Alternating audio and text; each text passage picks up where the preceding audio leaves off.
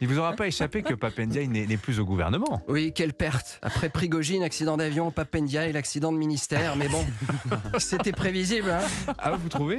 Le port de l'abaya va être interdit à l'école en France, a annoncé le ministre de l'Éducation nationale Gabriel Attal. Une décision prise au nom de la laïcité est censée mettre fin aux controverses autour de cette longue robe traditionnelle portée par certaines élèves musulmanes. Faire bloc, c'est être clair. Et j'ai eu l'occasion de le dire, l'abaya n'a pas sa place dans nos écoles. Pas plus que des signes religieux. Pour la rentrée 2023, Marc-Antoine Lebret imite les personnalités qui font l'actualité sur RTL, comme l'interdiction de l'abaya va à l'école en France. Une décision prise par le nouveau ministre de l'Éducation nationale Gabriel Attal. Ah bah enfin, il était temps que quelqu'un ose le dire. Vous pensez qu'il fallait interdire cette tenue plus tôt? Mais non, il était temps qu'on dise enfin que je suis ministre de l'Éducation. Merci monsieur Cellier, ça fait 2 mois que j'étais nommé et tout le monde s'en foutait.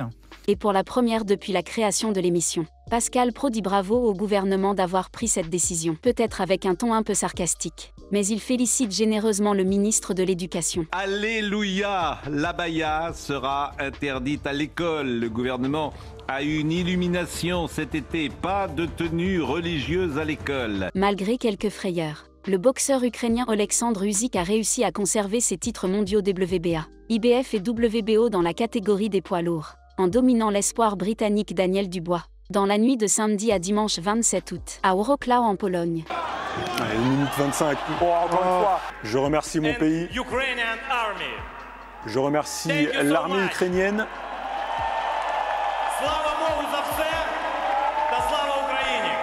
Vive l'Ukraine!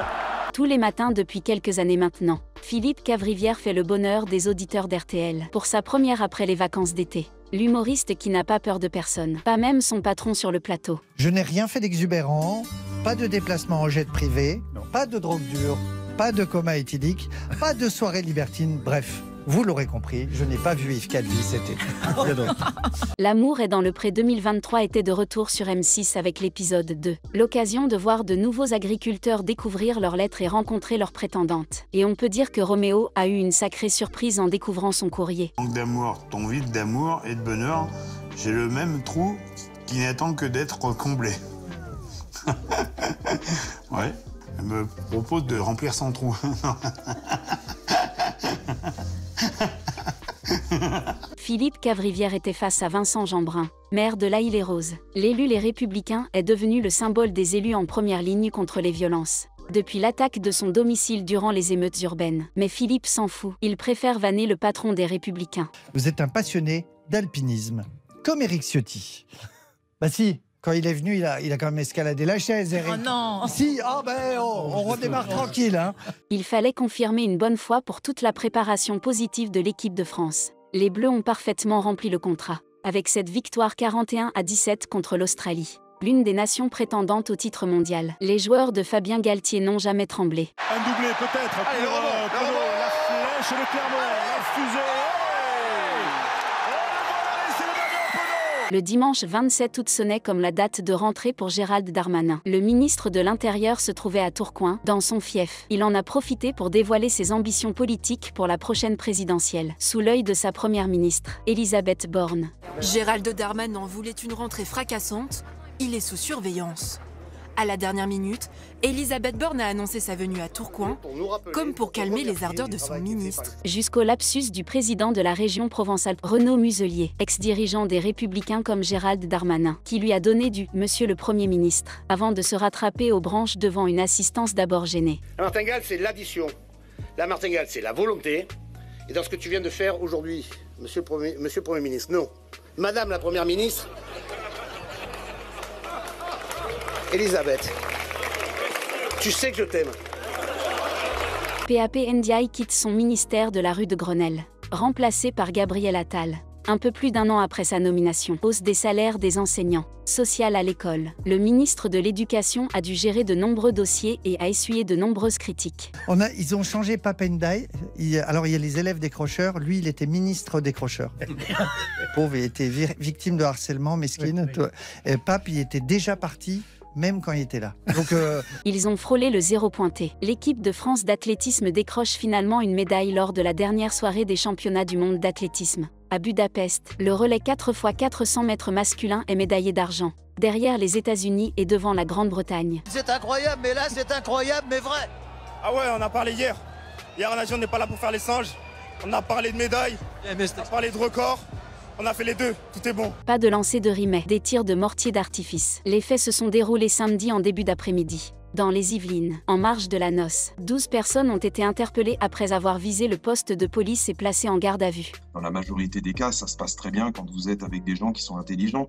Mais quand vous êtes avec des gens qui sont parfois des demeurés, il faut dire ce qui est, eh bien vous avez affaire, à des situations qui deviennent absolument ingérables. Le chef du groupe paramilitaire Wagner, Evgeny Prigojine, à l'origine d'une rébellion contre l'état-major russe en juin, se trouvait à bord d'un jet privé qui s'est écrasé mercredi 23 août, à environ 180 km au nord-ouest de Moscou. Ouais.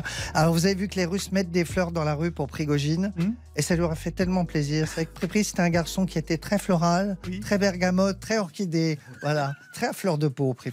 Le président du Rassemblement national, Jordan Bardella, va demander mercredi à Emmanuel Macron l'organisation d'un référendum sur la politique d'immigration de la France, le 9 juin 2024, en même temps que les élections européennes. La posture du RN sur les enjeux migratoires, malgré toutes les tentatives d'évolution du Rassemblement national, n'a pas changé. Et en réalité, tout ce qui relève de l'immigration, peu importe la réalité démographique, on vient d'en parler, est profondément rejeté par le Rassemblement national. Nikos Aliagas et 50 Inside, c'est fini. Après avoir présenté l'émission qui s'intéresse à la vie des stars pendant 17 ans, l'animateur grec met les voiles. Après l'annonce de son départ, les téléspectateurs se demandaient donc qui allait succéder à Nikos Aliagas. Libre après 17 ans, Inside. Je suis un peu la Natacha Campouche de TF1.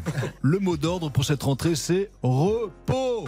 Enfin, entre les enregistrements de The Voice Kids, la Starac, des Energy Music Awards, dites-nous, je me demandais un truc. C'est possible d'être en burn-out avant même que la rentrée commence ?